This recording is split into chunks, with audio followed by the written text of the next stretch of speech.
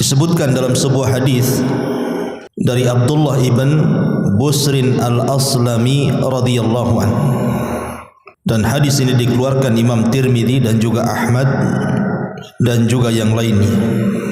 Nabi SAW bersabda, khairukum man tala umruhu wa hasuna amaluhu. Sebaik-baik di antara kalian di sisi Allah Subhanahu wa taala adalah orang yang usianya dipanjangkan dan dia bisa memperbaiki amalnya.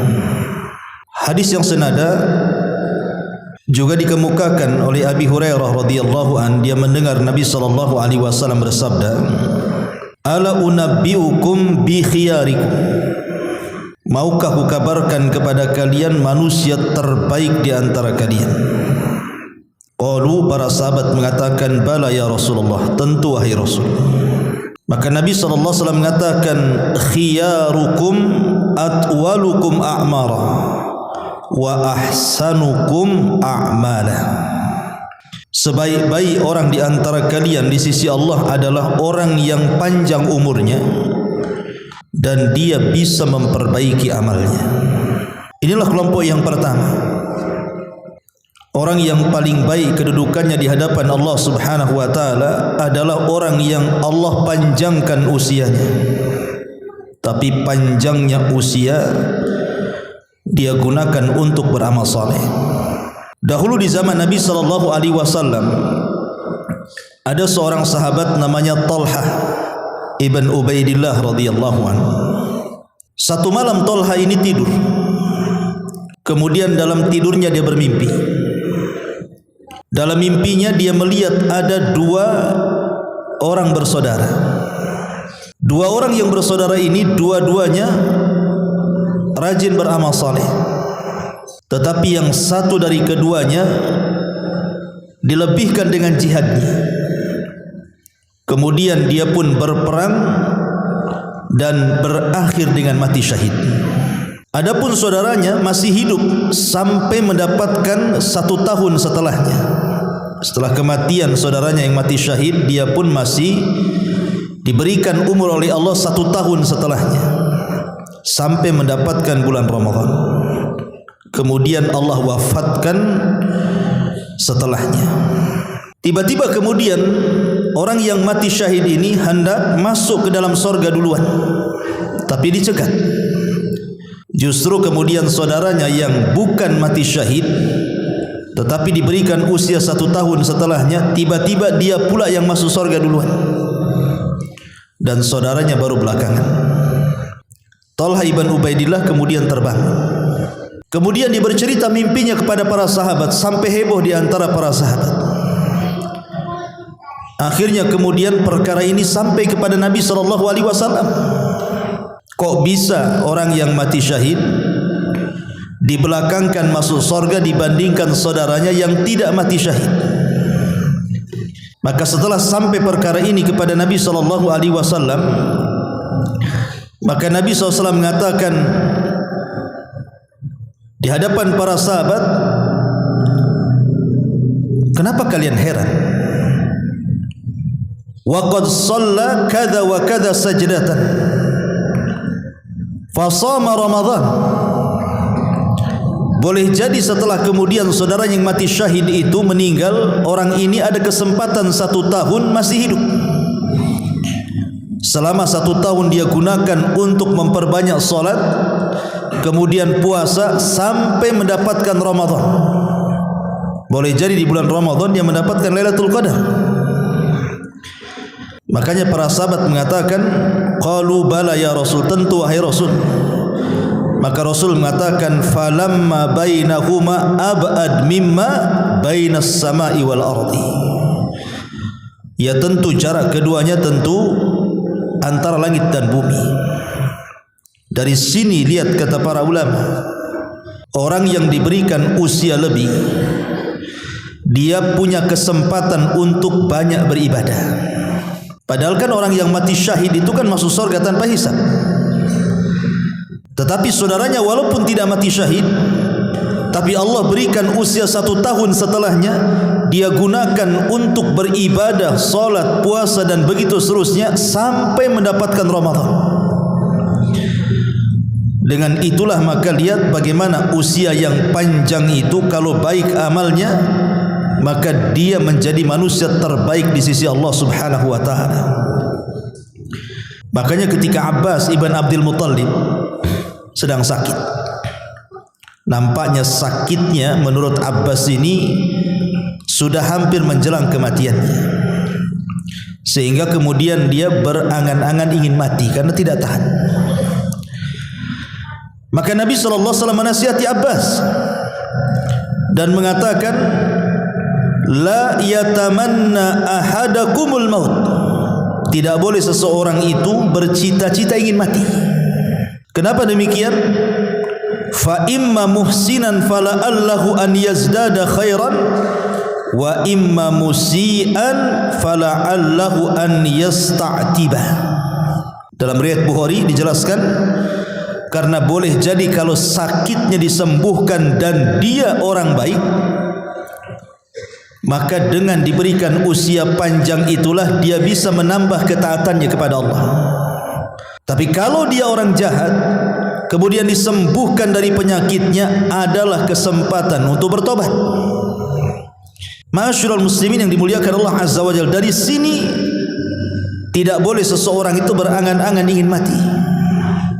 Karena usia panjang, kalau niatnya kita untuk melakukan amal saleh dan ketaatan, maka akan menjadi manusia yang paling baik di hadapan Allah Subhanahu wa taala. Ini yang pertama. Karena usia panjang itu kalau untuk kejahatan ya lebih baik dipendekkan kan itu. Kalau panjang umur malah banyak maksiat. Karena Allah Subhanahu wa taala ketika menyindir orang-orang kafir, apa kata Allah? Wala yahsabanna alladhina kafaru annama numli lahum khairun li anfusihim innama numli lahum liyazdadu ithman walahum adzabun muhin. Dan tidak boleh ataupun jangan sangka orang-orang kafir itu kami tangguhkan usia mereka itu baik bagi mereka. Kami hanya menangguhkan usia kepada mereka itu untuk supaya dosa-dosa mereka bertambah, dan sudah disiapkan kepada mereka azab yang menghinakan. Maka dari sini kita tahu bahwa kalau seandainya usia kita panjang dan banyak maksiat, lebih baik meninggal daripada hidup, karena akan memperpanjang proses hisab. Tapi kalau seandainya umur panjang kita gunakan untuk bertobat, beramal saleh dan begitu seterusnya, maka dengan usia inilah kita akan berkah. Karena dikatakan oleh seorang alim, Al-Imam At-Tayyibi rahimahullahu ta'ala, yang dinukilkan Al-Hafidh Ibn Hajar dalam kitabnya Fathul Bari, apa kata beliau? Innal awqata was-sa'ati ka ra'sil mali lit-tajir fayanbaghi an yattajira fi ma yarbah wa kullama kana ra'su malihi kathiran kana rabhu akthar faman intafa'a min umrihi bi an hasuna amaluhu faqad faza wa aflaha wa man adha'a ra'sa malihi lam yarbah wa khasira khusranan mubina.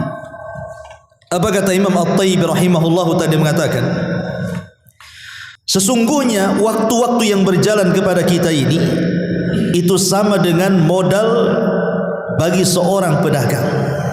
Waktu itu sama dengan modal bagi seorang pedagang. Maka sudah selayaknya seorang pedagang harus memanfaatkan modalnya supaya dia banyak untungnya. Maka setiap kemudian dia banyak untungnya, maka harta yang dimilikinya akan lebih banyak. Maka begitu juga waktu-waktu dalam umur seseorang. Kalau seandainya umur itu digunakan untuk beramal saleh, otomatis akan dapat pahala banyak. Ketika dia dapat pahala banyak, maka faqad faza wa aflaha, dia akan beruntung dan sukses. wa man adha'a ra'sa malihi, barang siapa yang kemudian menghambur-hamburkan modalnya dan dia tidak mendapatkan keuntungan, maka dia sudah jelas kerugiannya dengan kerugian yang nyata. Ma'asyiral muslimin yang dimuliakan Allah Subhanahu wa taala, ini yang pertama. Yang kedua, disebutkan dalam hadis Utsman bin Affan radhiyallahu anhu yang dikeluarkan Imam Bukhari. Nabi SAW bersabda, khairukum man ta'allamal Qur'an wa 'allamahu. Orang yang terbaik di antara kalian di sisi Allah Subhanahu wa taala adalah orang yang belajar Al-Qur'an dan berusaha mengajarkan Al-Qur'an. Belajar Al-Qur'an dari orang lain dan mengajarkan Al-Qur'an kepada orang lain. Ini yang kedua. Manusia yang paling baik adalah yang belajar Quran dari orang lain, kemudian mengajarkan Al-Quran kepada orang lain. Ma'asyiral muslimin yang dimuliakan Allah Azza wa Jalla, Al-Quran ini memiliki keagungan yang luar biasa, ikhwan, karena bisa mengangkat derajat kita. Makanya Nabi SAW sangat berhajat kepada kita supaya kita sering membaca Quran. Dalam sebuah hadis dari Abi Dzar Al-Ghifari radhiyallahu anhu dari Nabi SAW. Jadi Abi Dzar ini minta dinasihati, kira-kira apa yang harus aku lakukan. Maka Nabi SAW mengatakan, alaika bitilawatil Quran fa innahu nurun laka fil ardi wa dukhrun laka fis sama. Saya anjurkan kepadamu, hai Abu Dzar, kata Rasul, perbanyaklah baca Quran, karena Al-Quran itu akan menjadi cahayamu di bumi dan akan menjadi simpananmu di langit. Bahkan disebutkan dalam sebuah hadis dari Abdullah ibn Umar radhiyallahu anhu secara marfu kepada Nabi SAW yang dikeluarkan Imam Abi Dawud dan Tirmidzi, nanti di sorga orang-orang yang gemar membaca Al-Quran di dunia itu akan dikumpulkan. Kemudian dikatakan yuqalu li sahibil Quran, akan dikatakan kepada orang-orang yang cinta dengan Quran, iqra, baca, wartaq, naiklah. Allah akan berikan sayap di bahu-bahunya, kemudian disuruh terbang ke langit. Warattil, kemudian baca secara tartil, kama kunta turattil fid dunya, sebagaimana engkau tartilkan bacaanmu di dunia. Fa inna manzilataka inda akhiri ayatin taqrauha, karena kedudukanmu di sorga kelak itu ditentukan dengan akhir ayat yang kau baca di dunia. Dari sini kata para ulama, lihat bagaimana Allah Subhanahu wa taala mengangkat derajat para penghafal Quran, para pencinta Al-Quran, sehingga derajat mereka ditinggikan setinggi-tingginya oleh Allah Subhanahu wa taala di sorga. Makanya jangankan lagi cerita sorga, orang-orang yang suka membaca Al-Quran itu akan ditinggikan derajatnya di dunia, di kuburannya, dan di akhiratnya. Adapun di dunia, Nabi SAW mengatakan dalam hadis Abi Mas'ud radhiyallahu an, apa kata Rasul? Ya ummu al-qaum aqra'uhum li kitabillah. Yang berhak menjadi imam dalam solat adalah orang yang paling aqra terhadap Al-Quran. Apa aqra di sini? Banyak hafalannya, bagus bacaannya, kemudian bagus suaranya, maka orang ini harus dikedepankan jadi imam, karena orang ini berhak menjadi imam. Ini di dunia Allah Subhanahu wa taala berikan kedudukan bahwa orang yang seperti ini berhak menjadi imam. Adapun dalam kuburan, dijelaskan dalam hadis Jabir bin Abdullah radhiyallahu anhu yang dikeluarkan Imam Bukhari. Nabi SAW ketika menguburkan para syuhada, apa kata Nabi SAW? Ayyuhum akthar akhdan lil Quran. Siapa di antara para syuhada ini yang paling banyak hafalan Qurannya? Maka kemudian para sahabat mengisyaratkan kepada Fulan ibn Fulan. Maka Rasul mengatakan, dahulukan dia masuk ke dalam kuburan sebelum yang lainnya. Lihat bagaimana Rasul mendahulukan para penghafal Quran masuk ke liang lahat dibandingkan yang lainnya. Adapun di akhirat, tadi hadis yang kita baca, kelak di sorga para pembaca Quran itu di dunia akan diangkat derajatnya sampai ke derajat yang paling tinggi di sorga. Dan ini menunjukkan bahwa Al-Quran itu bukan hanya bermanfaat di dunia, tetapi juga bermanfaat sampai ke kuburan dan sampai kepada sorga. Oleh karena itulah maka jangan pernah malas membaca Al-Quran. Apalagi secara umum memang pahala membaca Quran itu satu huruf mendapatkan 10 kebaikan.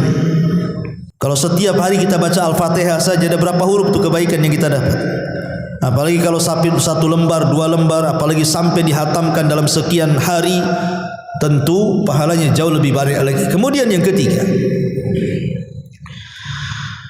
ketiga adalah hadis yang dikeluarkan oleh Imam Al-Bukhari, di mana Nabi SAW diceritakan oleh seorang sahabat Nabi SAW, lam yakun Rasulullah SAW fahishan wala mutafahishan wa innahu kana yaqul inna khiyarakum ahasinukum akhlaqan. Nabi SAW tidak pernah berbuat keji dan tidak pula menyuruh orang untuk berbuat keji. Bahwa beliau bersabda, sesungguhnya sebaik-baik kalian di sisi Allah Subhanahu wa taala adalah orang yang paling mulia akhlaknya. Kelompok yang ketiga adalah manusia terbaik di sisi Allah adalah manusia yang paling baik akhlaknya. Ma'asyiral muslimin yang dimuliakan Allah Azza wa Jalla, akhlak ini luar biasa ya kawan. Kenapa? Karena perkara yang paling banyak memasukkan ke dalam sorga adalah akhlak. Ibadah kan banyak, solat, puasa, zakat, haji, macam-macam ibadah itu, dan semuanya bisa memasukkan orang ke dalam sorga.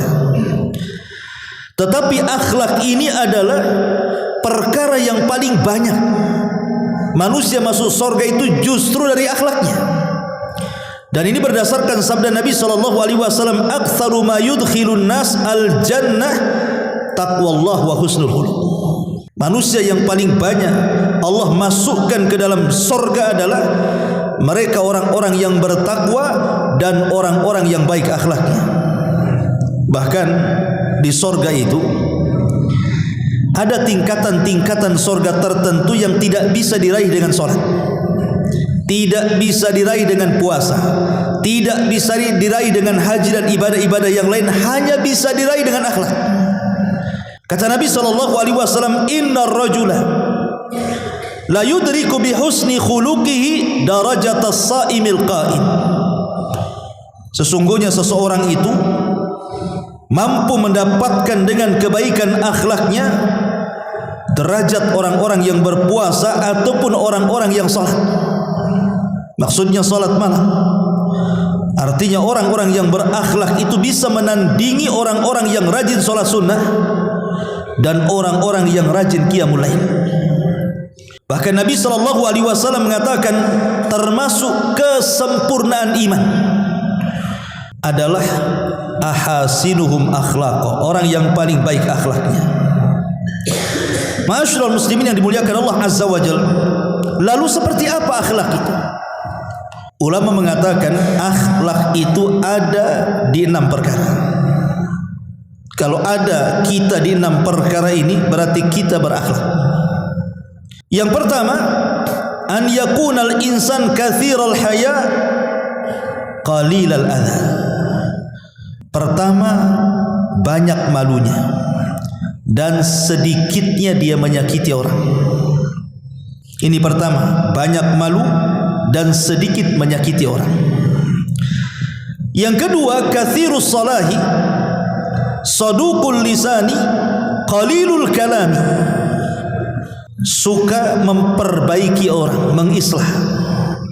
Kemudian lisannya senantiasa jujur dan sedikit bicara.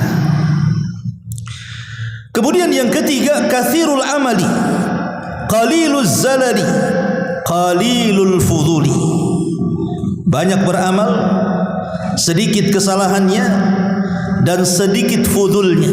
Fudul itu artinya berlebihan, entah berlebihan makan, berlebihan minum, berlebihan tidur, berlebihan bicara, dan begitu seterusnya. Kemudian yang keempat, barran wasulan waquran saburan syakuran radiyan haliman rafiqan afifan syafiqan. Barran, orang yang berbuat baik kepada orang tua. Wasulan, suka menyambung silaturahim. Saburan, orang yang sabar. Syakuran, suka bersyukur. Radiyan, ridha dengan pemberian Allah. Haliman, lembut. Rafiqan, halus. Afifan, menjaga kehormatan. Syafiqan, dan menyebar kasih sayang. Ini yang keempat. Yang kelima, la la'anan wala sabbaban wala nammaman wala mughtabban wala ajulan wala haqudan wala bakhilan wala hasuda. Yang kelima, tidak suka melaknat, tidak suka mencela, tidak suka mengadu domba, tidak suka menggibah, tidak terburu-buru, tidak pendengki, tidak bakhil, dan tidak suka hasad dengan orang. Ini yang kelima. Dan yang terakhir, basyashan hasyashan yuhibbu fillah wa yardha fillah wa yaghdhabu fillah. Suka tersenyum, sumringah bahasa kitanya, mukanya senang, orang memandang pun senang. Kalau dia mencintai, dia cinta karena Allah. Kalau dia redha kepada seseorang, dia redha karena Allah. Dan kalau dia marah karena Allah Subhanahu wa ta'ala. Inilah 6 perkara termasuk daripada sifat orang yang memiliki akhlak yang baik. Ma'asyiral muslimin yang dimuliakan Allah Azza wa Jalla, ini yang ketiga. Yang keempat, disebutkan dalam hadis Abi Hurairah radhiyallahu anhu, dan hadis ini dikatakan hasan sahih. Anna Nabi sallallahu alaihi wasallam waqafa ala unasin julus. Jadi satu hari Nabi sallallahu alaihi wasallam pernah berdiri di tengah-tengah sahabat yang sedang duduk-duduk. Faqala, maka Rasul katakan di hadapan para sahabat yang sedang duduk-duduk itu, ala ukhbirukum bi khairikum min syarrikum. Maukah aku kabarkan kepada kalian orang terbaik di antara kalian dari orang terburuk di antara kalian? Mau aku kabarkan siapa orang terbaik di antara kalian di antara orang terburuk kalian? Fasakatu, sahabat diam. Maka Nabi SAW mengulang 3 kali. Faqala rajulun, tiba-tiba ada seorang laki-laki berdiri dan mengatakan, bala ya Rasulullah, akhbirna bi khairina min syarrina. Rasul, habarkan kepada kami siapa orang yang terbaik di antara kami dari yang terburuk di antara kami. Maka Nabi SAW mengatakan, khairukum man yurja khairuhu wa yu'man syarruhu wa syarrukum man la yurja khairuhu wa la yu'man syarruhu. Kata Nabi SAW, sebaik-baik di antara kalian di sisi Allah Subhanahu wa ta'ala tentunya adalah manusia yang senantiasa diharapkan kebaikannya dan manusia aman dari keburukannya. Dan orang yang terburuk di antara kalian adalah orang yang tidak diharapkan kebaikannya dan orang tidak pernah merasa aman dari keburukannya. Di zaman Nabi, ikhwan, ada seseorang dari kejauhan itu mengarah ke rumah Nabi. Ketika itu Nabi dengan Aisyah radhiyallahu anha berada di dalam rumah itu. Jadi Nabi SAW tiba-tiba mengatakan kepada Aisyah, bi'sa ibnul ashirah, wa fi riwayatin bi'sa akhul ashirah. Kata Rasul, ya Aisyah, itu orang tuh yang mau kesini tuh, itu manusia yang paling buruk yang pernah aku lihat, katanya. Kata Rasul, itu manusia yang akan datang kemari itu adalah manusia yang paling jelek, yang paling buruk. Maka Aisyah radhiyallahu anha terdiam ketika orang tersebut datang. Anehnya Nabi SAW malah lembut dengan orang itu.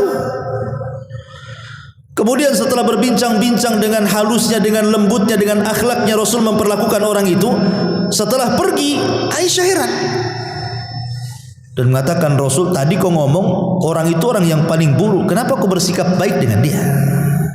Apa kata Nabi sallallahu alaihi wasallam? Ya Aisyah, inna min syarrin nas man tarakahun nas ittiqa'a syarrihi. Wahai Aisyah, seburuk-buruk manusia adalah orang yang ditinggalkan manusia yang lainnya karena takut dengan keburukannya. Orang yang ditinggalkan manusia oleh orang lain, kita ditinggalkan orang gitu. Kenapa orang itu meninggalkan kita? Karena orang itu takut dengan kita berbuat jahat kepadanya. Artinya kebalikannya, mafhum mukhalafahnya, kalau seandainya orang itu suka dengan kedatangan kita karena kita ini diharapkan kebaikannya, maka kita menjadi manusia terbaik di hadapan Allah Azza wa Jalla. Contoh umpamanya, kita ini sering bantu orang, entah dengan tenaga kita, dengan waktu kita, dengan uang kita, dengan sedekah kita, dan begitu seterusnya. Secara otomatis orang-orang yang dibantu itu, mereka mengharap kedatangan kita. Ketika mereka susah, mereka selalu mengharap dalam otaknya, kapanlah dia datang bantu saya. Kalau saya ngomong kayaknya segan sudah banyak bantu. Maka orang yang diharapkan kebaikannya orang lain yang seperti ini adalah, kata Rasul, khairukum, kalian sebaik-baik manusia di hadapan Allah Subhanahu wa taala.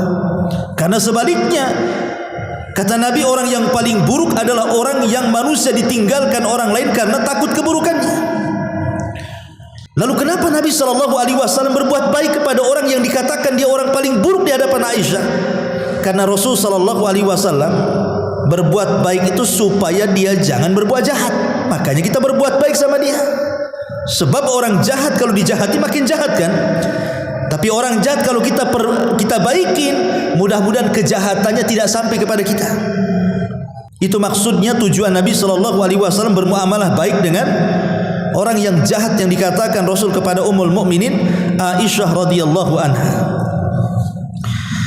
Satu hari Abi Dzar Al-Ghifari datang kepada Nabi SAW.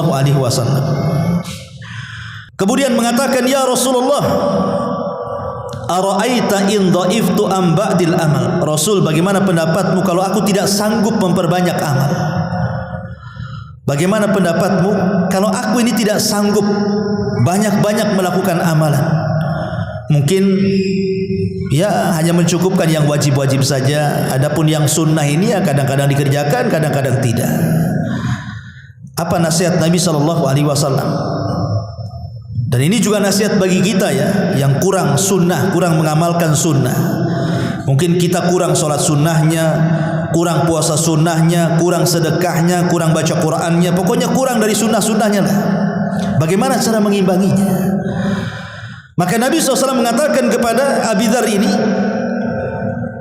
takuffu syarraka ya Aba Dzar anin nas, fa innaha sadaqatun minka ala nafsika. Kata Rasul, takuffa syarraka ya Aba Dzar anin nas, cukup engkau tahan, jangan sampai engkau berlaku jahat kepada manusia, karena itu bentuk sedekah untukmu kepada Allah Azza wa Jalla. Jadi kalau seandainya kita ini tidak banyak beramal, maka usahakan jangan menyakiti orang, gitu maksudnya. Jangan menggibah orang, jangan menghina orang, jangan melaknat orang, jangan namimah kepada orang, jangan hasad kepada orang, jangan dengki kepada orang. Begitu maksudnya. Supaya kekurangan kita dari segi amalan-amalan sunnah itu bisa ditempel dengan cara seperti itu. Ketika ada niat jahat tidak jadi. Ketika mau mengucapkan kalimat kotor tertahan. Ketika mau gibah tidak mau. Justru itu yang bisa menandingi amalan-amalan yang kita tinggalkan dari amalan-amalan sunnah itu. Ma'asyiral muslimat yang dimuliakan Allah Azza wa Jalla. Makanya ada seorang ulama salaf namanya Yahya ibn Mu'adz radhiyallahu rahimahullahu taala mengatakan, liyakun hadzal mu'min minka thalathatan. Hendaklah seorang mukmin itu harus punya 3 akhlak. Hendaklah seorang mukmin harus punya 3 perkara dalam hidupnya. Pertama, illam tanfa'hu fala tadur, wa illam tafrahu fala taghumma, wa illam tamdahu fala tadhummahu. Kalau engkau tidak bisa memberikan manfaat kepada orang, jangan mencelakakan orang. Kalau engkau tidak bisa membahagiakan hati orang, jangan membuat dia bingung ataupun stres gara-gara kita. Dan kalau kita tidak bisa memuji orang, jangan pula kita mencela orang. Apa kata Yahya bin Mu'adz? Kalau engkau tidak bisa memberi manfaat kepada orang, jangan menyakiti. Kalau engkau tidak bisa membahagiakan, jangan buat sedih. Kalau engkau tidak bisa memuji, jangan mencela. Inilah akhlak seorang mukmin. Ma'asyiral muslimin yang dimuliakan Allah Azza wa Jalla. Ini yang keempat. Yang kelima, hadis yang dikeluarkan dalam Sahihul Jami dan disahihkan oleh Syekh Nasiruddin Al-Albani rahimahullahu taala. Nabi SAW mengatakan, khairukum man at'ama at-ta'ami wa radda as-salam. Orang yang paling baik di antara kalian di sisi Allah adalah orang yang suka memberi makan kepada orang lain dan suka menjawab salam dari salamnya orang lain. Anas bin Malik radhiyallahu an menceritakan ada seorang laki-laki datang kepada Rasul, alimni amalan yudkhilanil jannah. Bisa enggak kau ajarkan satu amalan atau amalan-amalan apalah terserah yang dengan amalan itu Allah masukkan aku ke surga. Maka Nabi SAW mengatakan, at'imi ta'am, kau harus beri makan orang yang membutuhkan. Wafsus salam, sebarkan salam. Wa'ati bil kalam, perbaiki santunkan ucapan. Wa sholli bil laili wan nasu niyam, salatlah di malam hari ketika manusia tertidur. Kata Rasul, tadkhulul jannata bis salam, maka engkau akan masuk surga dengan selamat. Dan 4 poin ini adalah 4 poin yang pertama kali dikhutbahkan Rasul saat hijrah dari Mekah ke Madinah. Dan Nabi SAW ketika pertama kali khutbah di Kuba, 4 poin inilah yang dikhutbahkan Rasul SAW. Wahai manusia, berikan makan kepada orang-orang yang membutuhkan. Yang kedua, sebarkan salam, santunkan ucapan, dan salatlah di malam ketika manusia sedang terlelap tidur. Ketika Abdullah ibn Salam, seorang tokoh Yahudi, mendengar tuh khutbahnya Nabi SAW, langsung masuk Islam dia. Tokohnya Yahudi itu Abdullah ibn Salam itu ma'ruf. Ketika mendengar khutbahnya yang luar biasa, padahal cuma 4 kata ini saja, masuk ke lubuk hati Abdullah ibn Salam, datang kepada Rasul, padahal dia pendetanya Yahudi itu. Tiba-tiba dia mengatakan, asyhadu an la ilaha illallah wa asyhadu annaka rasulullah. Kenapa Nabi SAW bicara seperti itu? Coba dalam mukadimah khutbahnya ketika hijrah dari Mekah, beliau meriwayatkan dari Abdullah ibn Umar radhiyallahu an, Nabi SAW bersabda, salasun muhlikat wa salasun munjiyat wa salasun kafarat wa salasun darajat. 3 perkara bisa menghancurkan kalian, 3 perkara bisa menyelamatkan kalian, 3 perkara bisa menghapuskan dosa kalian, 3 perkara bisa mengangkat derajat kalian. Adapun 3 perkara yang menghancurkan, fasyukhun muta wa hawan muttaba wa ijabul mar'i bi nafsi. Kebakhilan yang diikuti, hawa nafsu yang dituruti, dan i'jab, kesombongan yang ada pada diri seseorang. Adapun 3 yang bisa menyelamatkan, fal adlu fil ghadabi war ridha wal qasdu fil faqri wal ghina wa khasyatullah fi sirri wal alaniyah. Adapun 3 perkara yang bisa menyelamatkan, adil saat marah, berbuat adil saat marah. Karena biasanya orang yang marah itu tidak adil. Biasanya kalau orang lagi marah, emosi, tidak akan berbuat adil dia. Tapi kalau dia ingin selamat, adillah saat Anda sedang marah. Yang kedua, sederhanalah, baik anda fakir ataupun kaya. Dan yang ketiga, takutlah kepada Allah, baik di waktu sendirian ataupun terang-terangan.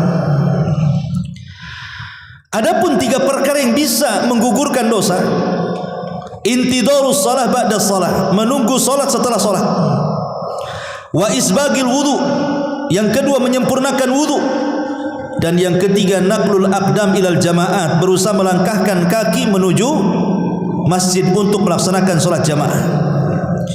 Adapun yang ketiga yang keempat yang 3 perkara yang bisa mengangkat derajat, di sini syahidnya. Pertama, it'amut ta'am, memberi makan. Yang kedua, ifsa'us salam, menyebar salam. Dan yang ketiga, wassalatu bil laili wan nasu niyam, salat malam ketika manusia sedang tertidur.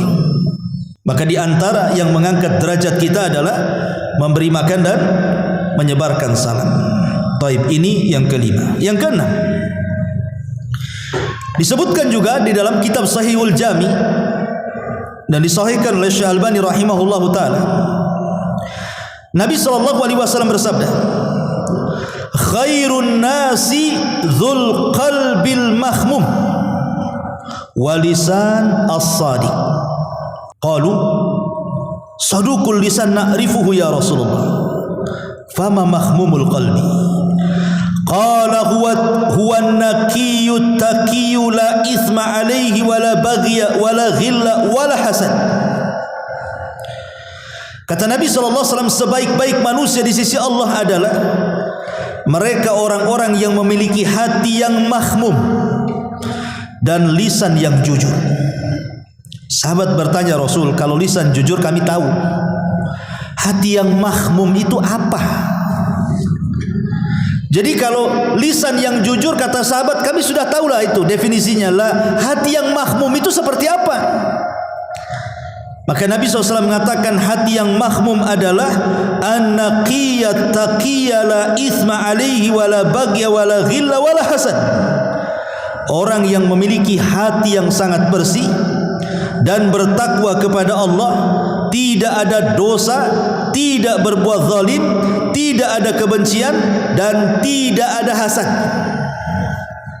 Maka orang yang seperti ini adalah sebaik-baik manusia di sisi Allah Subhanahu wa taala. Orang-orang yang memiliki hati yang bersih. Karena hati bersih itu hati penduduk surga. Hati penduduk surga itu satu hati. Makanya kenapa sebelum orang masuk surga itu, di situ ada kisos diulang. Pengulangan kisos yang pernah dilakukan kisos di dunia diulang lagi itu. Supaya mencapai keadilan yang hakiki, sehingga ketika orang itu sudah melangkahkan kakinya ke sorga, tidak ada lagi kedengkian dalam hatinya.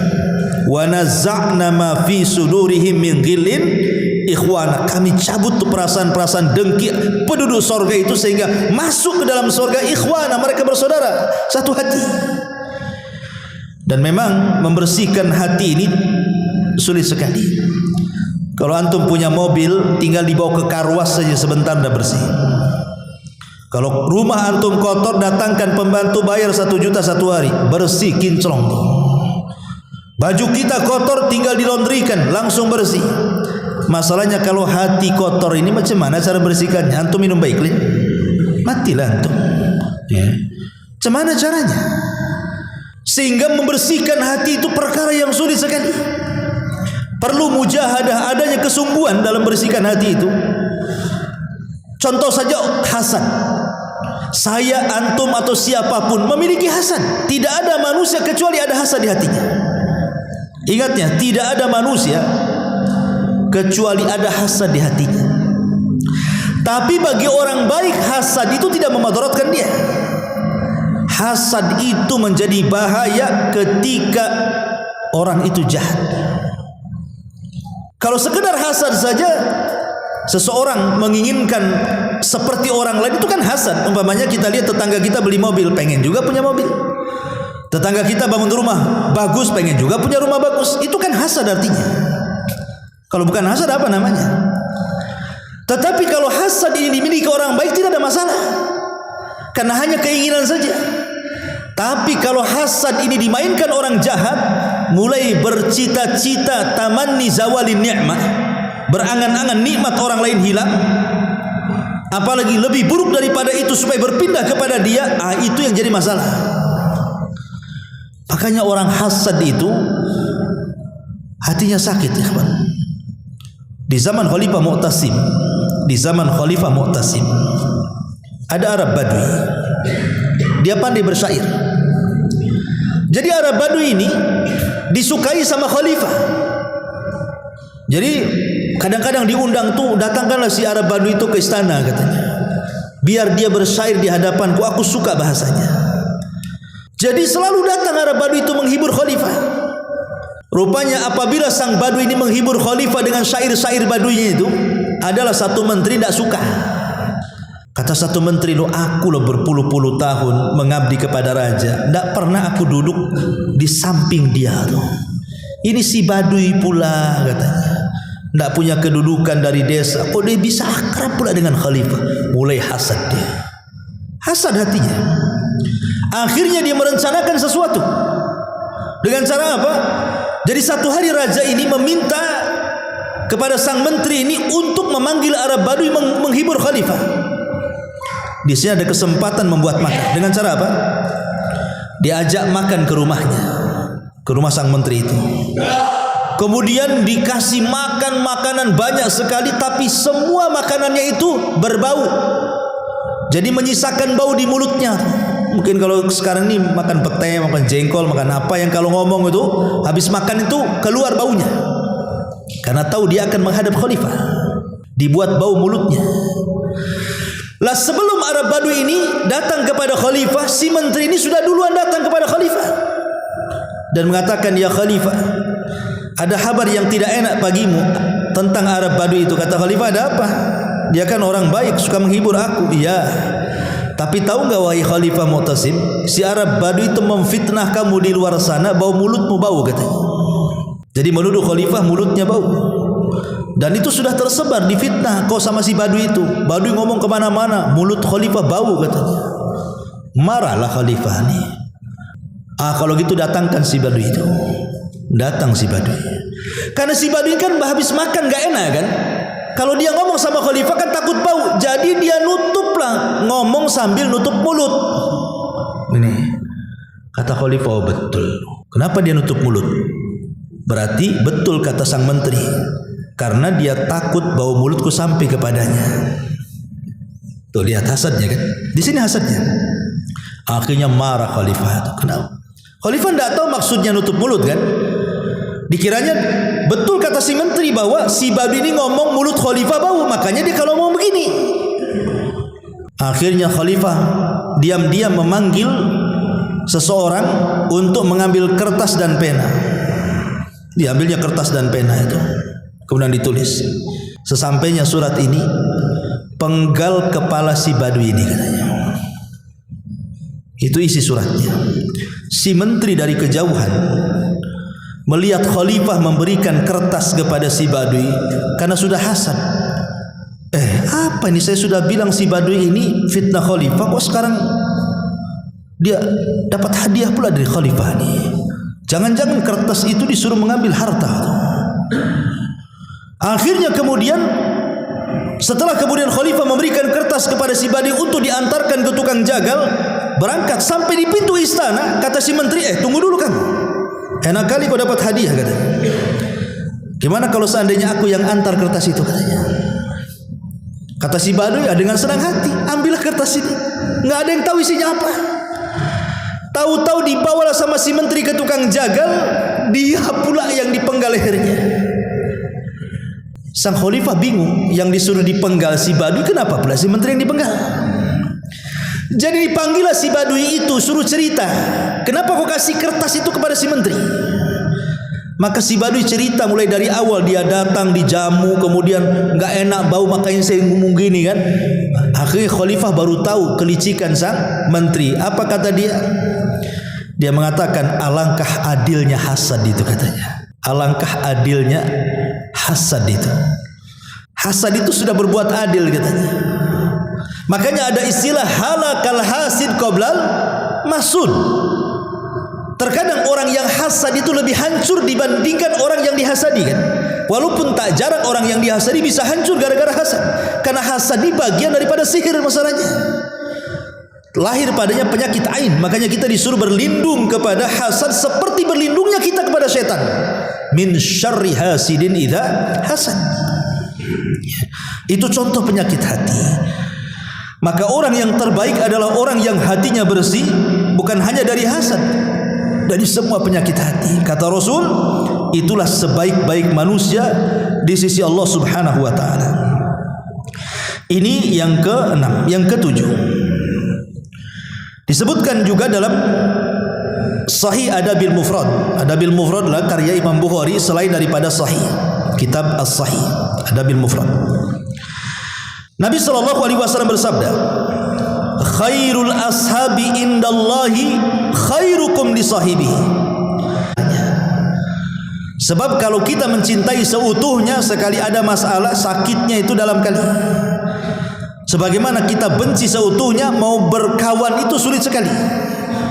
Makanya cintai sekedarnya, benci sekedarnya. Karena terkadang orang yang dicintai bisa benci, terkadang orang yang dibenci pula bisa kita cintai. Begitulah sederhana dalam bersikap itu maksudnya.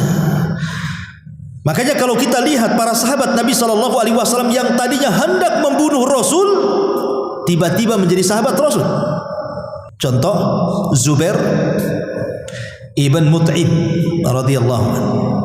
Itu sudah bermaksud membunuh Nabi dari Mekah itu. Dia sudah titipkan keluarganya. Kemudian dia bawa pedang dari Mekah berjalan ke Madinah. Sampai di kota Madinah pas waktu maghrib, itu kesempatan membunuh Nabi karena Rasul sedang sholat maghrib dan masjidnya gelap dan orang sholat tidak bersenjata, apalagi di kota Madinah, dan tidak ada yang curiga dengan dia. Ketika dia menyelinap di samping masjid dan sudah ada kesempatan menghunus pedang menyerang Rasul, tiba-tiba Nabi SAW di sholat maghrib itu membaca surah Toha sampai kepada ayat am khuliqu min ghairi syai'in am humul khaliqun am khalaqus samawati wal ardi bal la yuqinun. Apa kata Jabir? Hatta kada qalbi an yatir, hampir-hampir hatiku terbang mendengar ayat itu. Setelah itu dia sarungkan pedangnya menunggu Rasul selesai sholat maghrib. Setelah sholat maghrib dia datang kepada Rasul dan mengatakan asyhadu an la ilaha illallah wa asyhadu annaka rasulullah. Ya Muhammad, dulu tidak ada manusia yang paling ku benci kecuali kamu, sekarang tidak ada manusia yang paling aku cintai kecuali kamu.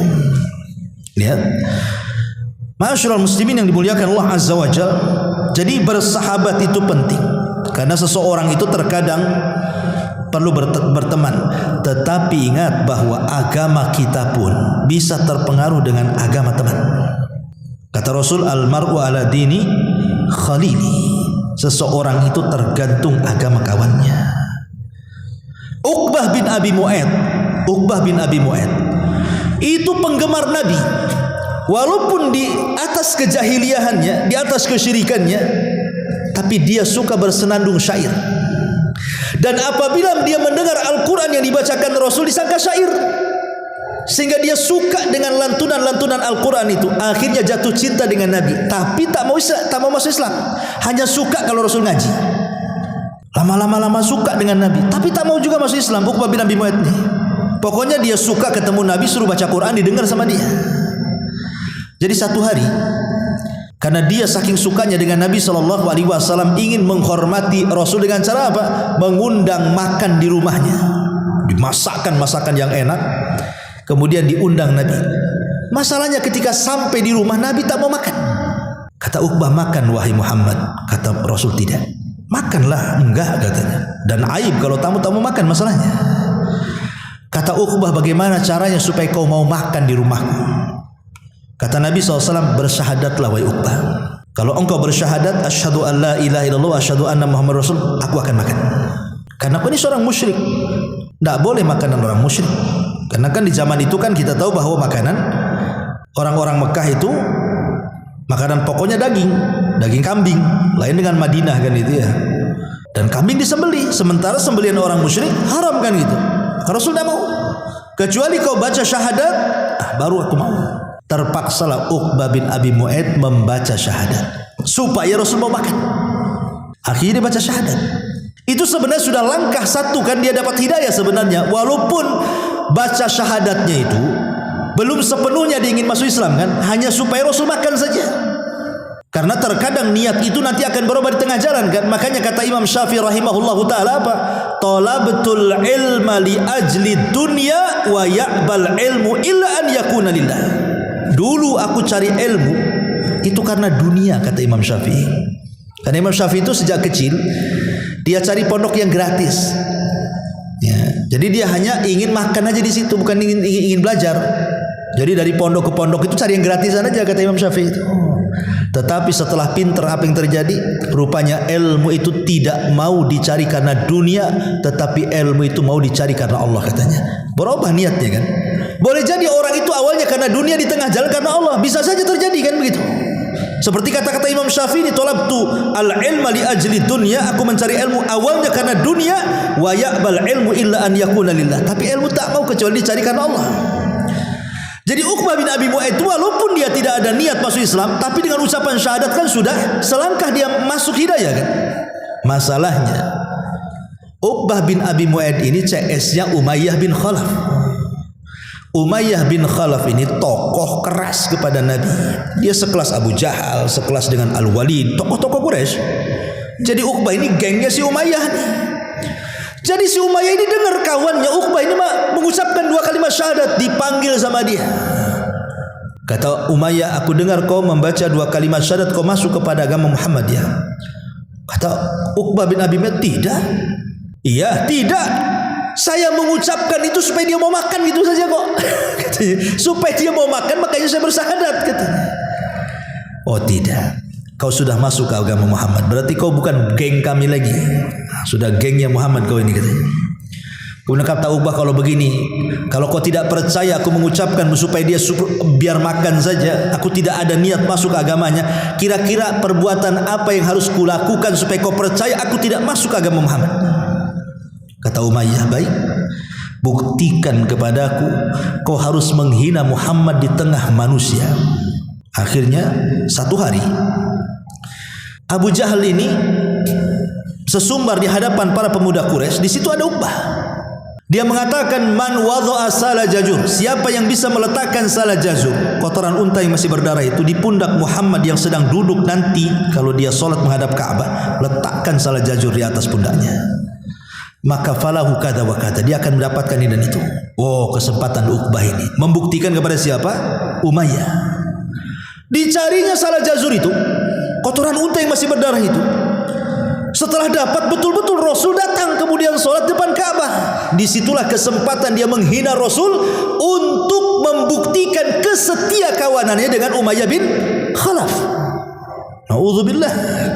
Bayangkan, kadang-kadang kawan ini as-sahibus sahib, kata orang Arab itu, kawan itu bisa nyeret ya. Makanya hati-hati ya.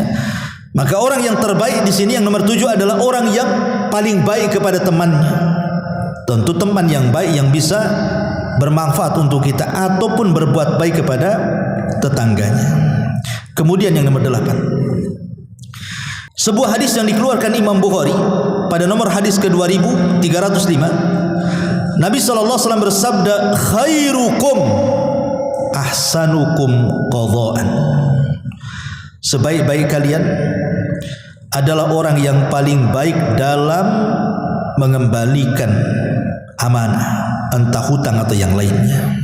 Di zaman Nabi SAW ada seorang Arab Badui. Arab Badui ini pernah dipinjam untanya oleh Nabi SAW. Ketika sudah hampir sampai kepada waktunya, Rasul harus mengembalikan kan itu. Maka tiba-tiba dia datang kepada Nabi SAW dengan tidak sopannya berteriak-teriak. Ya Badui, mana ada akhlak. Tiba-tiba dia berteriak dan mengatakan, ya Muhammad, kembalikan janjimu kepadaku. Kembalikan janjimu kepadaku. Tapi Nabi SAW walaupun orang Badui itu kasar gitu ya, tidak ada sopan santunnya, Nabi SAW hanya bisa senyum. Tapi yang marah para sahabat, karena melihat kurang adabnya orang ini menghadap Nabi. Tapi Nabi SAW mengatakan kepada para sahabat, da'uhu fa inna li sahibil haqqi maqala. Apa kata Nabi SAW? Biarkan dia, karena bagi orang yang benar ucapannya wajib dipenuhi janjinya. Kemudian kata Nabi SAW, a'tuhu sinnan mithla sinnihi. Kata Rasul, berikan seekor anak unta sebagaimana dulu aku mengambil anak unta dia. Sahabat mengatakan, ya Rasul, tidak ada anak unta, yang ada unta besar. Kata Rasul, a'tuhu, tetap kasihkan dia. Kemudian Rasul mengatakan, fa inna min khiyarikum ahsanukum qadha'a. Karena orang yang paling baik di antara kalian di sisi Allah adalah yang terbaik di antara kalian ketika menunaikan janjinya. Jadi kalau seandainya saya berhutang sama antum, pamannya bulan depan janji, kemudian antum nagih saya, mana Ustaz? Antum kan sudah hutang sama saya, kapan mau bayar? Padahal belum sampai waktunya nih. Entah mungkin seminggu lagi, mungkin karena antum butuh lah istilahnya kan, terpaksa mau mengambil duluan. Maka saya kasih lebih. Itu maksudnya ya. Pamannya hutang 1 juta, saya kasih 1.200.000. Tidak ada masalah. Justru ini manusia yang paling baik. Tapi jangan ada akad di awal, karena itu jadi riba masalahnya. Kalau akad di awal jadi riba. Dan orang yang meminjamkan uang itu bukan orang yang masyhur suka rentenir, tidak. Ya, maka melebihkan sesuatu supaya dia senang dan tanda terima kasih kepada dia tidak ada masalah. Dan itu masuk dalam hadis Nabi SAW di sini. Makanya Nabi SAW sangat memuji dalam hadisnya, rahimallahu rajulan samhan idza ishtara wa samhan idza ba'a wa samhan idza ishtara wa samhan idza qada wa samhan idza qada. Semoga Allah merahmati orang yang mudah dalam menjual, mudah dalam membeli, mudah dalam menghutang, dan mudah saat membayar hutang. Karena biasanya orang kalau pinjam uang itu mudah, bayarnya ini yang sulit. Paling sulit kalau nagih hutang tuh. Kalau lagi pinjam uang aja, manis sekali mulutnya. Ketika ditagih, pahit kali tulisannya.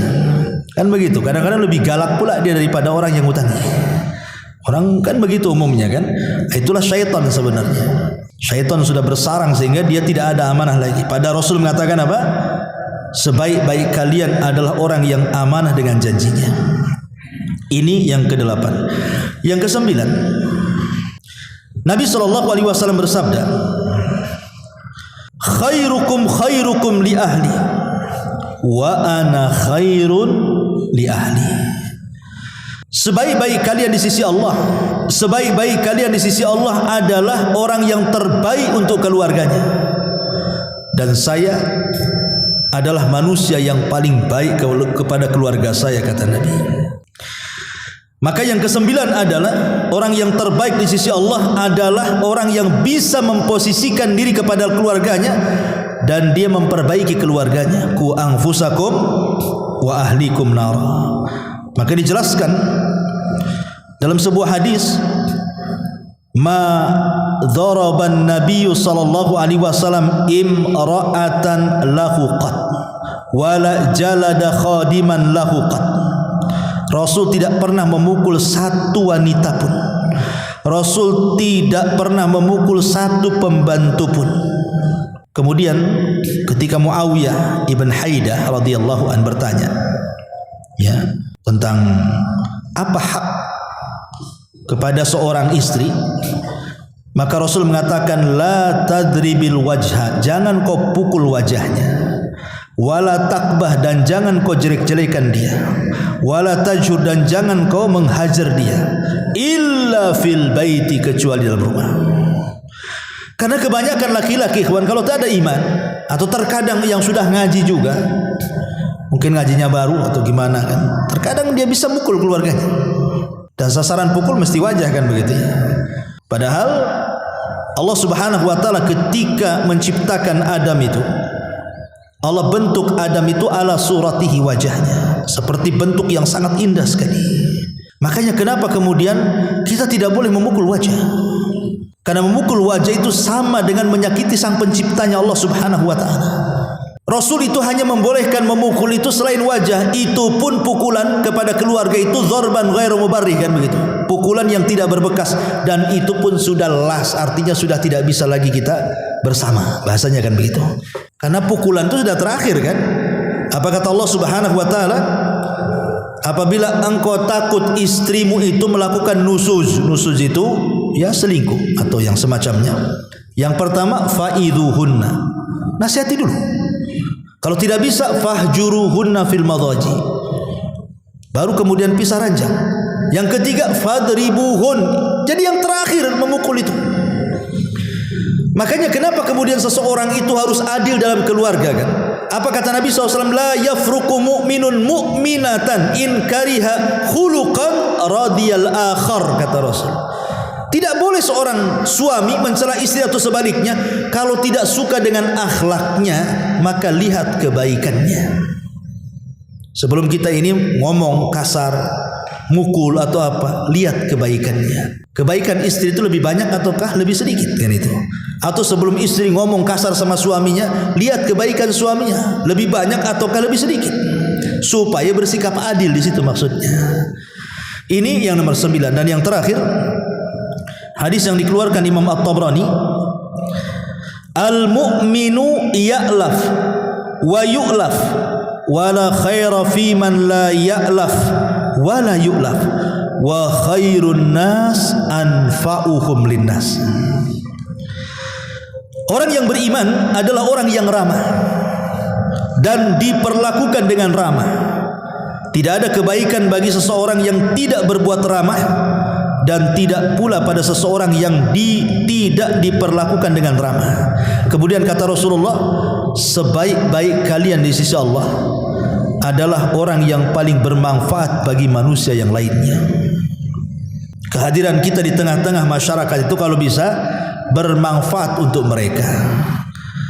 Ada kerja bakti ikut gitu, tetangga sakit bantu, tetangga butuh bantuan bantu. Pokoknya bermanfaat, banyaklah hal-hal yang bermanfaat itu. Kata Nabi SAW, salah satunya adalah sururun tudkhiluhu ala qalbil muslim. Kebahagiaan yang kau tanam ke hati seorang mukmin, dan ini amalan yang paling afdal, namanya jabrul qulub. Ya, menembel hati orang. Itu amalan yang paling dicintai Allah. Ketika ada orang sedih, kita hibur, akhirnya ngurangi kesedihannya, gitu ya. Ketika susah, kita bantu, ngurangi kesusahannya. Itu disebut jabrul qulub. Karena aneh manusia ini, kadang-kadang, contoh saya sudah sibuk dengan pekerjaan saya sibuk dengan istri saya sibuk dengan anak saya sibuk dengan masalah saya. Tiba-tiba antum datang menghina saya, menggibah saya, mencaci maki saya. Saya lagi sibuk, antum datang menyibukkan lagi saya, kan gitu. Dengan kesibukan kita aja di rumah itu sudah luar biasa. Jangan kemudian kita datang menyibukkan orang lain. Harusnya kita kurangi beban orang. Ini sudah ditambahkan beban orang lain. Kadang-kadang kita ini harus banyak melatih diri untuk memberikan uzur, gitu maksudnya. Kalau ada saudara kita salah itu, kasih uzur. Kalau perlu 100 uzur. Oh enggak lah, mungkin dia begini begitu. Supaya ketika memberikan uzur itu, supaya kita tidak langsung bersikap dengan sikap yang tidak baik. Nanti menyakiti orang. Gara-gara ucapan kita tadinya ke masjid, jadi tidak ke masjid. Siapa yang dosa? Orang ini hari-hari ke masjid. Gara-gara ucapan kita sama dia, akhirnya enggak ke masjid. Siapa yang dosa di sini? Kita jadinya kan. Gara-gara kita dia enggak ke masjid. Kan gitu ya kan? Masyarul muslimin yang dimuliakan Allah Azza wa Jalla. Maka yang terakhir adalah kata Nabi SAW, khairun nasi anfa'uhum linnas. Sebaik-baik manusia adalah yang bermanfaat bagi manusia yang lainnya.